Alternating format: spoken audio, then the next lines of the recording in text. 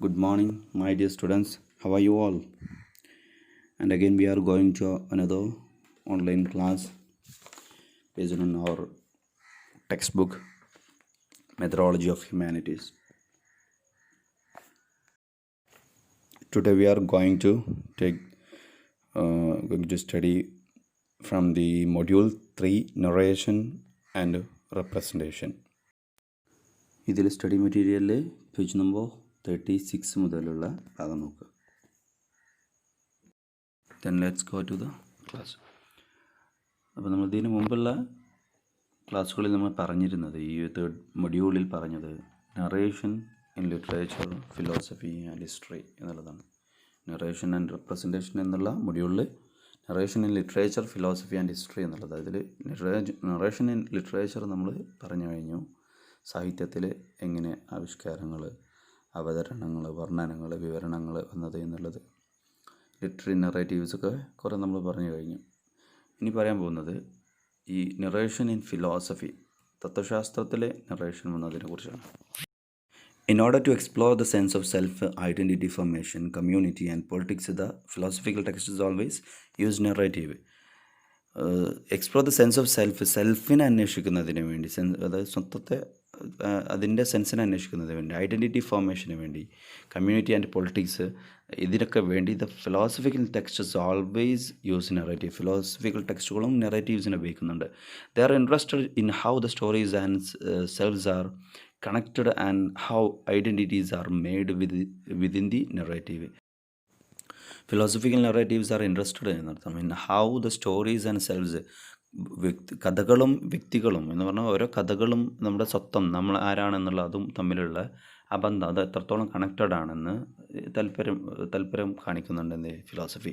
And how identities are made within the narrative, നറേറ്റീവിനുള്ളിൽ തന്നെ ഐഡൻറ്റിറ്റികൾ എങ്ങനെ നിർമ്മിക്കപ്പെടുന്നു എന്നുള്ളതിനെക്കുറിച്ചും they are interested. Its studies of moral values, identity and selfhood are the studies of narrative modes through which one constructs one's identity. അതിൻ്റെ പഠനങ്ങളായിട്ടുള്ള moral values, അതായത് ഫിലോസഫിയുടെ പഠനങ്ങളെന്ന് പറഞ്ഞാൽ moral values, ധാർമ്മിക മൂല്യങ്ങളാണ്, ഐഡൻറ്റിറ്റിയാണ്. ഒരാൾ എങ്ങനെ ജീവിക്കണം എന്നുള്ളതിന്, അയാൾ എങ്ങനെ ആവണം എന്നുള്ളതിനെക്കുറിച്ചുള്ള ഐഡൻറ്റിറ്റി. ആൻഡ് സെൽഫ്ഹുഡ്, സ്വത്വം, താനാര എന്നുള്ള ആ ഒരു സെൽഫ് ഹുഡ് ഉണ്ടാക്കുക എന്നുള്ള ഇത്തരം വിഷയങ്ങളാണ് ഫിലോസഫി കൈകാര്യം ചെയ്യുന്നതെങ്കിൽ ഇതെല്ലാം are the studies of the narrative modes. ഇതൊക്കെ നറേറ്റീവ് മോഡ്സിൻ്റെ പഠനങ്ങളാണ്. Through which one constructs one's identity. ഇതിലൂടെ ഒരാൾ എന്ത് ചെയ്യുന്നുണ്ട്, അയാളുടെ ഐഡൻറ്റിറ്റിയെ ഉണ്ടാക്കിയെടുക്കുന്നുണ്ട്. The links of philosophy and narratives can be studied at 2 levels. ഇതിൻ്റെ ബന്ധം, ഫിലോസഫി നറേറ്റീവ്സും തമ്മിലുള്ള ബന്ധം 2 ലെവലിൽ നമുക്ക് വായിച്ചെടുക്കാൻ പറ്റും. First one, philosophy's dependence on narrative. Philosophy എന്തിനെ ആശ്രയിച്ചിരിക്കുന്നു, നറേറ്റീവ്സിനെ ആശ്രയിച്ചിരിക്കുന്നു എന്നുള്ള, നറേറ്റീവിന് അതിനുള്ള ആ ഒരു ആശ്രയത്വം ഫിലോസഫിക്കൽ നറേറ്റീവ് എന്നറിയപ്പെടുന്നത്. Its explications of narrative in a bid to understand human existence, life and truth. നറേറ്റീവ്സിൻ്റെ വിശദീകരണങ്ങൾ, explanations in a bid to understand human, മനുഷ്യൻ്റെ നിലനിൽപ്പ്, മനുഷ്യന് ഇവിടെ നിന്നതിനെക്കുറിച്ച്, നിലനിൽപ്പിനെക്കുറിച്ച്, ലൈഫ്, ഡെത്ത്, ട്രൂത്ത്, ധർമ്മത്തെക്കുറിച്ച്, ജീവിതത്തെക്കുറിച്ചൊക്കെ മനസ്സിലാക്കുന്നതിന് വേണ്ടിയുള്ള അതിൻ്റെ വിശദീകരണങ്ങൾ. ഈ 2 രീതിയിലാണ്, ലെവലുകളിലാണ് ഫിലോസഫി നറേറ്റീവിൻ്റെയും ബന്ധം എന്നർത്ഥം. ഈ പറഞ്ഞത് പ്രത്യേകിച്ച് എന്താണെന്ന് വെച്ചാൽ, നമ്മൾ ഫിലോസഫി വിശദീകരിക്കുന്നതിനും തത്വശാസ്ത്രങ്ങൾ ജനങ്ങളിലേക്ക് എത്തിക്കുന്നത്, തത്വശാസ്ത്രങ്ങൾ പ്രധാനമായിട്ടും വന്നിട്ടുള്ളത് ജനങ്ങളെ ബോധവൽക്കരിക്കുക, ജനങ്ങളെ മോറൽ വാല്യൂസ് ഉണ്ടാക്കുക, അവർ they can understand their identities എന്നുള്ള ഒരു പല പർപ്പസിലാണ് ഈ ഫിലോസഫികൾ വന്നിട്ടുള്ളത്. അപ്പോൾ അതിനെ വിശദീകരിക്കാനും വേണ്ടി എന്ത് ചെയ്യുക, നറേറ്റീവ്സ് എന്ന് പറഞ്ഞാൽ കഥകൾ ഉപയോഗിക്കുക, കഥകളിലൂടെ ഒരു മനുഷ്യൻ ധർമ്മത്തിലേക്ക് എത്തിക്കുക, ഇതൊക്കെയാണ് ഇതുകൊണ്ട് ഉദ്ദേശിക്കുന്നത്. ഫിലോസഫി നറേറ്റീവും തമ്മിലുള്ള ബന്ധം, അതിനെക്കുറിച്ചുള്ള പഠനം ഇപ്പോൾ 2 ലെവലിൽ ഉണ്ട് എന്ന് പറഞ്ഞു. ഫസ്റ്റ് വൺ ഫിലോസഫിക്കൽ നറേറ്റീവാണ്. Philosophy is about rhetoric, the act of persuasive speech. It means philosophy is about rhetoric means to use the language in a artistic way. എന്ന് ഭാഷയെ നല്ല അലങ്കാരമായിട്ട് എന്ത് ചെയ്യുക, ഉപയോഗിക്കുക. എന്തിനു വേണ്ടി, ജനങ്ങളെ പെർസ്യൂ ചെയ്യുന്നതിന് വേണ്ടി. The act of persuasive speech എന്ന് പറഞ്ഞാൽ ജനങ്ങളെ ഒരു ആവേശം കൊള്ളിച്ചുകൊണ്ട് ജനങ്ങളെ നമ്മുടെ യഥാർത്ഥ രീതിയിലേക്ക് കൊണ്ടുവരുന്ന രീതിയിലുള്ള പ്രസംഗം എന്നർത്ഥം. The act of persuasive speech എന്ന് പറഞ്ഞാൽ അവരെ പ്രേരിപ്പിക്കുന്ന, അവരുടെ പ്രചോദനം നൽകുന്ന പ്രസംഗം. It uses narratives and analysis narratives to explain its argument. അതിൻ്റെ വാദങ്ങൾ അത് വിശദീകരിക്കുന്നതിന് വേണ്ടി അത് എന്ത് ചെയ്യുന്നു, പല വിശകലനങ്ങൾ നെറേറ്റീവ്സ് എന്ത് ചെയ്യാറുണ്ട്, ഫിലോസഫി ഉപയോഗിക്കാറുണ്ട്. In order to demonstrate the problem of knowledge, Plato offers a mythic narrative while explain the myth of cave. ഇവിടെ പ്ലാറ്റോ എന്ന ഫിലോസഫറെ എടുക്കുകയാണെങ്കിൽ അദ്ദേഹം പ്രോബ്ലം ഓഫ് നോളജ് എന്നുള്ള ആ ഒരു വിഷയത്തെ ഡെമോൺസ്ട്രേറ്റ് ചെയ്യുന്നതിന് വേണ്ടി എന്ത് ചെയ്തിട്ടുണ്ട്, അദ്ദേഹം പ്ലാറ്റോ ഓഫർ ചെയ്ത മിത്തിക് നെറേറ്റീവാണ്, ഒരു ഐതിഹ്യത്തിലുള്ള നെറേറ്റീവാണ്. While explain a the myth of a cave, ഒരു കേവ് എന്നുള്ള ഒരു മിത്തിനെ അദ്ദേഹം വിശദീകരിച്ചുകൊണ്ട് നടത്തും. Francis Bacon promotes the philosophy of learning through the image of new country. Francis Bacon philosophy of learning, പഠിക്കുക എന്നുള്ള ആ ഒരു philosophy, Plato problem of knowledge ആണ് അദ്ദേഹം പറഞ്ഞത്. ഇവിടെ ഫ്രാൻസിസ് ബേക്കൺ പ്രൊമോട്ട് ചെയ്തത് ഫിലോസഫി ഓഫ് ലേണിംഗ് എന്ന് പറഞ്ഞ അദ്ദേഹം അതിനെ വിശദീകരിക്കാൻ പ്രൊമോട്ട് ചെയ്യാൻ വേണ്ടി through the image of new country അദ്ദേഹം കൊണ്ടുവന്നത് ഒരു പുതിയ രാഷ്ട്രം ത്തിൻ്റെ ഒരു ചിത്രമാണ്.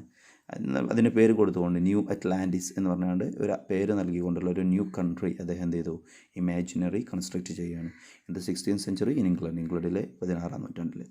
ഹി ആർഗ്യൂസ് ദാറ്റ്, അദ്ദേഹം അതിലൂടെ വാദിക്കുന്നത് knowledge is an empire that has to be expanded using images of level. വിവരം എന്ന് പറഞ്ഞാൽ, നോളജ് എന്ന് പറഞ്ഞാൽ ഇറ്റ് ഈസ് എ എംപറർ, ഒരു സാമ്രാജ്യമാണ്. നോളജ് ഈസ് എ എംപയർ, ഒരു സാമ്രാജ്യമാണ്. That has to be expanded using images of travel, frontiers and discovery. അതിൻ്റെ ആ വ്യാപ്തി നമ്മൾ വർദ്ധിപ്പിച്ചു കൊണ്ടേയിരിക്കണം യാത്രകളിലൂടെ, മുന്നേറ്റങ്ങളിലൂടെ, കണ്ടെത്തലുകളിലൂടെ. ഇതിലൂടെയെല്ലാം ആ നോളജ് എന്ന ആ സാമ്രാജ്യത്തിൻ്റെ വ്യാപ്തി വികസിപ്പിച്ചു കൊണ്ടേയിരിക്കണം എന്നുള്ളൊരു ആശയം അദ്ദേഹം കൊണ്ടുവരുന്നു ഇതിലൂടെ, തൻ്റെ കൃതിയായിട്ടുള്ള തൻ്റെ ഒരു ഇമാജിനറി കൺട്രി ആയിട്ടുള്ള ന്യൂ അറ്റ്ലാന്റിസ് ഇതിലാണ്. Political text and political philosophers have also use. Political ടെക്സ്റ്റുകളും പൊളിറ്റിക്കൽ ഫിലോസഫേഴ്സൊക്കെ ഇത് ഉപയോഗിച്ചിട്ടുണ്ട് നെറേറ്റീവ്സിനെ. Using narrative of sickness and medicine, James first of England argued that king a position which is ordained by God was the head of the state. ഈ James ഒന്നാമൻ, ഇംഗ്ലണ്ടിൽ James ഒന്നാമൻ അദ്ദേഹം ചെയ്തൊരു അദ്ദേഹം നെറേറ്റീവിനെ ഉപയോഗപ്പെടുത്തി. എന്തിനെ? Narrative using narrative sickness and medicine, രോഗവും അതിനുള്ള മരുന്നും മെഡിസിനും പരിഹാര മാർഗം എന്നുള്ള രീതി അദ്ദേഹം രാജാവ് എന്ന നിലയ്ക്ക് അദ്ദേഹം വാദിക്കുകയാണ്. ആർഗ്യൂഡ് ദാറ്റ് കിങ് എന്ന് പറഞ്ഞാൽ a position which is ordained by God, അത് ദൈവം അറിയിച്ചു നൽകിയതാണ്, ദൈവം കൽപ്പിച്ചു നൽകിയ ഒരു പൊസിഷൻ, ഒരു പദവിയാണ് രാജാവ് എന്നുള്ള പദവി എന്ന് അദ്ദേഹം എന്ത് ചെയ്യുന്നു, ആർഗ്യൂ ചെയ്യുന്നു. Was the head of the state, അദ്ദേഹം ആയിരിക്കും ഒരു രാഷ്ട്രത്തിൻ്റെ തലവൻ എന്നുള്ളത് അദ്ദേഹം ആർഗ്യൂ ചെയ്തു. ഈ മെറ്റഫറിക്കലി റിലേറ്റ്സ് കിങ്ഡം, എന്നിട്ട് അദ്ദേഹം ആലങ്കാരികമായി തന്നെ സാമ്രാജ്യത്തെയും ആൻഡ് കിങ് രാജാവിനെയും ബന്ധപ്പെടുത്തിക്കൊണ്ട് അദ്ദേഹം പറയുന്നു as body and it's physician, ഒരു ശരീരവും അതിൻ്റെ ഫിസിഷ്യനും കൂടിയാണ്, ഒരു ഡോക്ടർ കൂടിയാണ് എന്ന് പറഞ്ഞാൽ കിങ്ഡം എന്ന് പറഞ്ഞ ഒരു ശരീരവും കിങ് എന്ന് പറഞ്ഞാൽ അവിടുത്തെ ഒരു ഫിസിഷ്യനോ ഡോക്ടറും കൂടി എന്ന് പറഞ്ഞാൽ അതിൻ്റെ പ്രശ്നങ്ങളെ പരിഹരിക്കേണ്ട ആൾ, അതിൻ്റെ പ്രശ്നങ്ങൾ നോക്കേണ്ട ആൾ എന്നൊക്കെയുള്ളൊരു വ്യാഖ്യാനം കൊടുക്കുന്ന രീതിയിൽ പിന്നെ നറേഷൻ അത് കൊണ്ടുവരികയാണ് James first one two justify his position as A king of the. Later Thomas Hobbes and John Locke used the image of the city and a large organism to describe the monarchy and the country. അതിനുശേഷം Thomas ഹോബ്ബസും John ലോക്കയും അവർ city and large organism, ഒരു പട്ടണത്തിൻ്റെയും വലിയൊരു അവയവത്തെയും അവർ വിശദീകരിക്കണം. To describe the monarchy and country, ഏകാധിപത്യവും രാഷ്ട്രവും എന്നുള്ള രണ്ട് സങ്കല്പങ്ങളെ വിശദീകരിക്കുന്നതിന് വേണ്ടി. An organism survives only when all parts of it obeys the head. ഒരു അവയവം അതിന് അതിജീവനം വേണമെങ്കിൽ അത് എല്ലാ ഭാഗങ്ങളും അതിനോടൊപ്പം രാജാവിനെ ഒബേ ദ ഹെഡ്, തലപ്പത്തിരിക്കുന്നതെന്ന് പറഞ്ഞാൽ തലയെ, ഹെഡിനെ എന്ത് ചെയ്യേണ്ടതുണ്ട്, അനുസരിക്കേണ്ടതുണ്ട് എന്നുള്ളൊരു വാദം. The king must be absolute in power they argued like was the king. അവർ അതിലൂടെ വ്യാഖ്യാനിച്ചത് എന്താണെന്ന് വെച്ചാൽ രാജാവ് തന്നെയാണ് അബ്സല്യൂട്ട് പവർ, പരമാധികാരി, എല്ലാത്തിനും അധികാരി രാജാവ് തന്നെയാണെന്ന് ഈ ഒരു നറേഷൻ കൊണ്ടുവന്നുകൊണ്ട് അവർ വ്യാഖ്യാനിക്കുകയുണ്ടായി. Religious texts and scriptures are no exception in using narrative modes. വേദഗ്രന്ഥങ്ങളും മറ്റ് മതഗ്രന്ഥങ്ങളെല്ലാം ഇത്തരത്തിലുള്ള നറേറ്റീവ്സിനെ അവർ ഈ നറേറ്റീവ് മോഡുകൾ ഉപയോഗിച്ചിട്ടുണ്ട്. They use it to convey their ideas on truth, human life, morals and values of living. ഈ വേദഗ്രന്ഥങ്ങളെല്ലാം ഇത്തരം ആശയങ്ങൾ ഈ നറേറ്റീവ്സിനെ ഉപയോഗിച്ചത് എന്തിനു വേണ്ടിയാണ്? To convey their ideas on truth, ധർമ്മത്തെക്കുറിച്ചുള്ള, മനുഷ്യ ജീവിതത്തെക്കുറിച്ചുള്ള, ധാർമ്മികതയെക്കുറിച്ചുള്ള, ജീവിത മൂല്യങ്ങളെക്കുറിച്ചുള്ള കാര്യങ്ങൾ, ആശയങ്ങൾ ജനങ്ങളിലേക്ക് കൺവേ ചെയ്യുന്നതിന് വേണ്ടിയാണ്. Through stories and other narratives various ideals are given to us. കഥകളിലൂടെയും മറ്റു നെറേറ്റീവുകളിലൂടെയും various ideals are given to us, നമ്മളിലേക്ക് ഒരുപാട് മാതൃകകൾ എന്ത് ചെയ്ത് നൽകപ്പെടുകയുണ്ടായി. Job story in Christianity which offers as a model of faith is an example. ക്രിസ്ത്യാനിറ്റിയിലെ ജോബിൻ്റെ കഥ which offers as a model, അത് നമുക്ക് നൽകുന്നത് ഒരു മോഡലാണ് ഓഫ് ഫെയ്ത്ത്. എങ്ങനെ വിശ്വാസം, ദൈവവിശ്വാസം ഉണ്ടാവണം എന്നതിനെക്കുറിച്ചുള്ളൊരു മോഡലാണ് ജോബിൻ്റെ കഥ. ഈസ് ആൻ എക്സാമ്പിൾ, ഒരു ഉദാഹരണം. In Mahabharata the ethics and values of life is delivered through the story of Rama, Krishna, Ravana, Arjuna and കർമ്മ. മഹാഭാരതത്തിലെ വാല്യൂസ്, ജീവിതത്തിൻ്റെ വാല്യൂസും എത്തിക്സും ഒക്കെ ഡെലിവർ ത്രൂ, അതൊക്കെ നമ്മളിലേക്ക് നൽകപ്പെടുന്നത് എന്തിലൂടെയാണ്? കഥകളിലൂടെയാണ്. ആരുടെയൊക്കെ? രാമൻ്റെയും കൃഷ്ണൻ്റെയും രാവണൻ്റെയും അർജുനൻ്റെയും കർമ്മൻ്റെയും ഒക്കെ കർണൻ്റെയൊക്കെ കഥകളിലൂടെയാണ് നമ്മളിലേക്ക് ഇതിൻ്റെ ജീവിത മൂല്യങ്ങളെക്കുറിച്ച്, വാല്യൂസ്, എത്തിക്സ് ഒക്കെ ഷെയർ ചെയ്യപ്പെടുന്നത്. Human rights philosophy in the 20th century uses narrative forms quite regularly, like Michel Ignatius, a human rights philosopher, famous argument that the victims of atrocity and oppression tell their story through testimonies in courts and autobiography. 20ാം നൂറ്റാണ്ടിലുള്ള മനുഷ്യാവകാശ തത്വശാസ്ത്രം അത് ഈ narrative രൂപങ്ങൾ ഉപയോഗിക്കുന്നുണ്ട്. ഇതുപോലെ Michel ഇഗ്നറ്റിവ്സിൻ്റെ, അദ്ദേഹത്തിൻ്റെ human rights ഫിലോസഫറാണ് അദ്ദേഹം. Famous argument that അദ്ദേഹം പറയുന്നുണ്ട്, ദ വിക്ടിംസ് ഓഫ് അട്രോസിറ്റി, ഈ പൈശാചികതയുടെ വയലൻസുകളുടെ ഇരകളായിട്ടുള്ള ആളുകൾ, ആൻഡ് ഒപ്രഷൻ, അടിച്ചമർത്തലിൻ്റെ ഇരകൾ, tell their story through testimonies, അവരവരുടെ കഥകൾ പറയുന്നത് പ്രമാണങ്ങളിലൂടെയാണ്. ഇൻ കോഡ്സ്, കോടതികളിലുള്ള തെളിവുകളിലൂടെയാണ്. ആൻഡ് ഓട്ടോബയോഗ്രഫീസ്, അവരുടെ ജീവിത ആത്മകഥകളിലൂടെയാണ്. Such narratives evoke ethical response, ഇത്തരത്തിലുള്ള നെറേറ്റീവ്സ് നമ്മളിൽ എന്തുണ്ടാക്കാം? എത്തിക്കൽ റെസ്പോൺസ്, ധാർമ്മികപരമായിട്ടുള്ള പ്രതികരണം നമ്മളിൽ ഉത്തേജിപ്പിച്ചേക്കാം. Hearing the stories of atrocity evokes emotions such as sympathy among the readers who react to it in different ways. അതായത് ഇത് കേൾക്കുന്ന ഒരു ക്രൂരതകളുടെ, ഒരുപാട് അക്രമങ്ങളുടെ കഥകൾ കേട്ടുകൊണ്ടിരിക്കുന്ന ഒരാളെ സംബന്ധിച്ച്, ഒരു റീഡറെ സംബന്ധിച്ച് അദ്ദേഹത്തിൽ തീർച്ചയായിട്ടും ഇറ്റ് ഇവോക്സ് ഇമോഷൻസ്, അതെന്ത് ചെയ്യും? ഒരുപാട് ഇമോഷനുകൾ, ഫീലിങ്സ് അദ്ദേഹത്തിൻ്റെ മനസ്സിലുണ്ടാക്കും.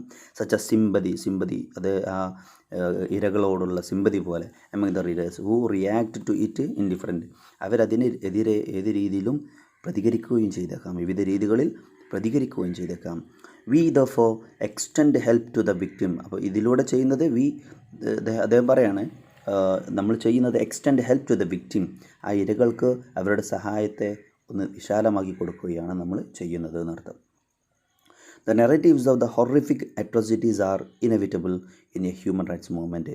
ഒരു മനുഷ്യാവകാശ പ്രസ്ഥാനത്തെ സംബന്ധിച്ചിടത്തോളം അതിൽ നെറേറ്റീവ്സ് ഓഫ് ഹൊറിഫിക് അട്രോസിറ്റീസ്, ഒരുപാട് അതിക്രൂരതകളുടെ, ഭീമാകാരമായിട്ടുള്ള, വളരെ പേടിപ്പെടുത്തുന്ന ചില പൈശാചിക ക്രൂരതകളുടെ വ്യാഖ്യാനം, വിശദീകരണം, അത് ഒഴിച്ചുകൂടാനാണ് എന്നാണ് സ്ഥിരമായി കാണുന്നതാണ് എന്നർത്ഥം. എപ്പോഴും കാണുന്നതാണ് എന്ത്? ഹ്യൂമൻ റൈറ്റ്സ് മൂവ്മെൻറ്റിൽ ഇത്തരത്തിലുള്ളൊന്ന്. Ignatieff underlines the importance of narrative for all philosophies of human rights. അദ്ദേഹം ഇഗ്നറ്റീവ് അണ്ടർലൈൻ ചെയ്യുന്നത്, അടിവരായിട്ട് പറയുന്നത്, importance of narrative for all the philosophies, എല്ലാ ഹ്യൂമൻ റൈറ്റ്സിൻ്റെ, മനുഷ്യാവകാശ ഫിലോസഫികളിലെല്ലാം എന്തിൻ്റെ ആവശ്യമുണ്ട്? അത് പിന്നെ നെറേറ്റീവ്സ് വളരെ ഇമ്പോർട്ടൻ്റ് ആണ് എന്ന് അദ്ദേഹം എന്ത് ചെയ്യുന്നുണ്ട്?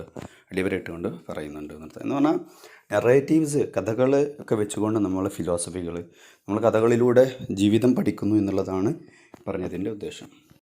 The philosophical analysis of narrative. Paul Ricoeur suggests that human action can be understood only within an imaginative reconstruction of it. Paul Ricoeur, നമ്മൾ ഫിലോസഫിക്കൽ അനാലിസിസ് ആണ് അതിൻ്റെ വിശകലനം of narrative. Paul Ricoeur suggest, അദ്ദേഹം മുന്നോട്ട് വെക്കുന്നത്, that human action can be understood, മനുഷ്യ പ്രവർത്തനങ്ങളെ മനസ്സിലാക്കാൻ സാധിക്കുക only within an imaginative reconstruction of it, അതിനെ സാങ്കല്പികമായി കഥകളിലൂടെയും മറ്റും റീകൺസ്ട്രക്റ്റ് ചെയ്യുന്നതിലൂടെ മാത്രമാണ്. According to him, the events and actions of human constitute the first level of mimesis. അദ്ദേഹം പറഞ്ഞത്, ദ ഈവൻസ് ആൻഡ് ആക്ഷൻസ്, മനുഷ്യന് സംഭവിക്കുന്ന എല്ലാ സംഭവങ്ങളും അവൻ്റെ പ്രവർത്തനങ്ങളും constitute the first level level of mimesis അത് കോൺസ്റ്റിറ്റ്യൂട്ട് ഉണ്ടാക്കുന്നുണ്ട്. The first level of mimesis എന്ന അനുകരണത്തിൻ്റെ ആദ്യ ലെവൽ എന്ന് പറഞ്ഞാൽ ആദ്യ അനുകരണം എന്ത് ചെയ്യുന്നു, മനുഷ്യൻ്റെ പ്രവർത്തനങ്ങളിലൂടെ കൊണ്ടുവരുന്നു. Just as the plot orders the events of the story, ഏതുപോലെ ഒരു പ്ലോട്ട് ഓർഡേഴ്സ്, ഒരു പ്ലോട്ടാണ് എന്ത് ചെയ്യുന്നത്, അത് ക്രമപ്പെടുത്തുന്നത് ഈവൻറ്റ്സ് ഓഫ് എ സ്റ്റോറി, ഒരു കഥയുടെ സംഭവ വികാസങ്ങളെ. Rico says that the diverse events of a situation are configured into some kind of order. അതേ പറഞ്ഞാൽ ദ ഡൈവേഴ്സ് ഈവൻറ്റ്സ്, വിവിധങ്ങളായിട്ടുള്ള സംഭവങ്ങൾ ഓഫ് എ സിറ്റുവേഷൻ, ഒരു സാഹചര്യത്തിൻ്റെ വിവിധങ്ങളായ സംഭവവികാസങ്ങൾ are configured in to some kind of order, ഒരു കൃത്യമായ രീതിയിൽ ഒരുമിച്ച് കൂട്ടപ്പെടുകയാണ് ചെയ്യുന്നത്, ഒരു ഓർഡറിലേക്ക് ഒരുമിച്ച് കൂട്ടപ്പെടുകയാണ് ചെയ്യുന്നത്. Imaginative reconstruction configures events, agents and objects so that the individual elements become part of a large whole. ഈ ഇമാജിനേറ്റീവ് റീകൺസ്ട്രക്ഷൻ എന്ന് പറഞ്ഞാൽ ഒരു സംഭവ വികാസത്തെ, കഴിഞ്ഞു പോയ കാലത്തുള്ള ഒരു സംഭവ വികാസത്തെ അതിനെ സാങ്കല്പികമായി റീകൺസ്ട്രക്ട് ചെയ്യുക, പുനർനിർമ്മിക്കുക എന്ന് പറയുന്നത് കോൺഫിഗേഴ്സ് ഈവൻറ്റ്സ്, സംഭവങ്ങൾ അതെന്ത് ചെയ്യുന്നുണ്ട്, ഒരുമിച്ച് കൂട്ടുന്നു, ഏജൻസുകളെ, ഒബ്ജക്റ്റുകളെ, so that the individual elements become, അതുകൊണ്ട് തന്നെ ഇൻഡിവിജ്വൽ എലമെൻറ്റ്സ്, ഓരോ വിവിധങ്ങളായിട്ടുള്ള ഘടകങ്ങളും become part of a large whole, അത് ഒന്നായി തീരുകയാണ് ചെയ്യുന്നത്. The questions why, how, who, where, when can be answered and there is no internal logic to the plot. ഈ why, how, who, where, when പോലുള്ള ക്വസ്റ്റ്യനുകൾക്ക് ഉത്തരം മറുപടി നൽകപ്പെടാൻ സാധിക്കുകയും and there is no internal logic to the plot, അവിടെ ഒരു internal logic, ഒരു ആന്തരികമായ യുക്തി ഒരിക്കലും പ്ലോട്ടിലേക്ക് ഉണ്ടാവുകയും ചെയ്യുന്നില്ല എന്ന് പറഞ്ഞാൽ മനുഷ്യൻ്റെ ഓരോ വിഷയങ്ങൾക്ക് അത് കൃത്യമായി എന്ത് ചെയ്യുന്നുണ്ട്, മറുപടി നൽകപ്പെടുന്നുണ്ട് ഇത്തരം ഈ കഥകളിലൂടെ എന്നുള്ള അർത്ഥം.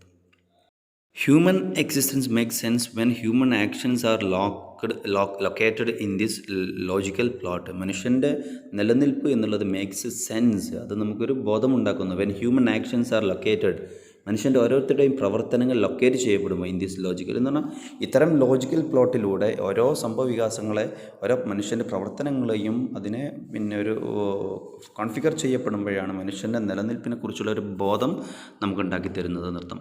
This is the second level of mimesis. ഇതാണ് മിമസിസിൻ്റെ രണ്ടാമത്തെ ലെവൽ, അതായത് ഇതിനെക്കുറിച്ചുള്ള കൃത്യമായൊരു ബോധം ഉണ്ടാക്കി തരുന്നു എന്നുള്ളത്. Finally at the third level, മൂന്നാമത്തെ ലെവലിൽ imaginative order is combined with the real life.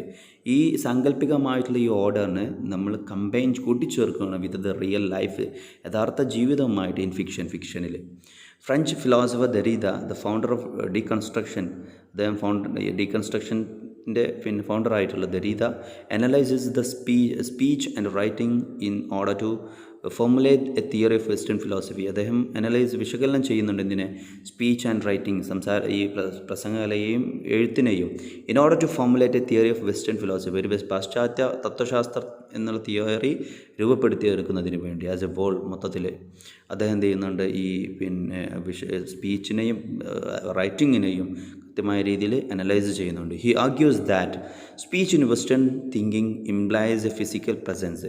അദ്ദേഹത്തിൻ്റെ അഭിപ്രായത്തിൽ അദ്ദേഹം ആർഗ്യൂ ചെയ്യുന്നത് എന്താ വെച്ചാൽ, the speech in western thinking, പാശ്ചാത്യ ചിന്താരീതിയിൽ സ്പീച്ച് എന്ന് പറയുന്നത് ഇംപ്ലൈസ് എ ഫിസിക്കൽ പ്രസൻസ്, എന്ത് സൂചിപ്പിക്കുന്നുണ്ട്, ഒരു ഫിസിക്കലായിട്ടുള്ള പ്രസൻസ്, ഒരു ശാരീരികമായിട്ടുള്ള ഒരു സാന്നിധ്യം അതുകൊണ്ട് ഉദ്ദേശിക്കുന്നുണ്ട്.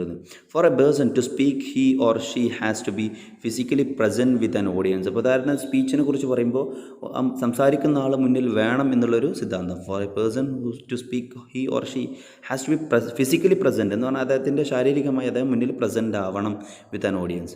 ഓൺ ദി അതർ ഹാൻഡ്, അതേസമയത്ത് writing can be done in the absence of the author. Writing എന്നുള്ളത് ആ ഓതറുടെ ആബ്സെൻസിൽ, അദ്ദേഹത്തിൻ്റെ ഫിസിക്കൽ പ്രസൻസ് അവിടെ ആവശ്യമില്ല. Thus importance given to the spoken world according to the is the importance given to the presence rather than absence. ഇങ്ങനെ പറയുമ്പോൾ ഈ importance given to the spoken world എന്ന് പറഞ്ഞാൽ, സ്പോക്കൺ വേൾഡ് സ്പീച്ച് എന്ന് പറഞ്ഞാൽ ലോകത്തിന് അതിന് നൽകപ്പെട്ട പ്രാധാന്യം ദരീദയുടെ അഭിപ്രായത്തിൽ is importance given to presence, അത് പ്രസൻസിന് കൊടുത്ത പ്രാധാന്യമാണ് എന്നർത്ഥം. എന്ന് പറഞ്ഞാൽ സംസാരിക്കുന്ന ആൾ പ്രസൻറ്റ് ആവണം എന്നുള്ളതിന് കൊടുത്ത പ്രാധാന്യമാണ് than absence. Here speech and writing two medium of communication. ഇവിടെ സ്പീച്ചും റൈറ്റിങ്ങും രണ്ട് രീതികളാണ് കമ്മ്യൂണിക്കേഷൻ്റെ. Are link to a larger philosophical problem, physical presence and literature. ഇതെന്ത് ചെയ്യുന്നത്, ഇത് രണ്ടും speech and writing are linked to a larger philosophical problem, അത് ബന്ധപ്പെട്ട് കിടക്കുന്നു to a larger philosophical problem, വലിയൊരു തത്വശാസ്ത്രപരമായ പ്രശ്നത്തിൻ്റെ ഒരു ബന്ധപ്പെട്ട് കിടക്കുന്ന രണ്ട് കാര്യങ്ങളാണ് എന്ത്, speech and writing. Physically presence and identity. അത് ഫിസിക്കലി പറയുകയാണെങ്കിൽ ഫിസിക്കലി പ്രസൻസും ആൻഡ് ഐഡൻറ്റിറ്റിയും എന്നർത്ഥം. അപ്പോൾ ഇത്തരം കാര്യങ്ങളാണ് ഇന്നത്തെ ഈ ക്ലാസ്സിലൂടെ പറയാനുള്ളത്. ഈ നറേഷൻ ആൻഡ് ഫിലോസഫി എന്നുള്ള വിഷയവുമായി ബന്ധപ്പെട്ടുകൊണ്ട് ശേഷം അടുത്ത ക്ലാസ്സിൽ കാണാം. Okay, see U.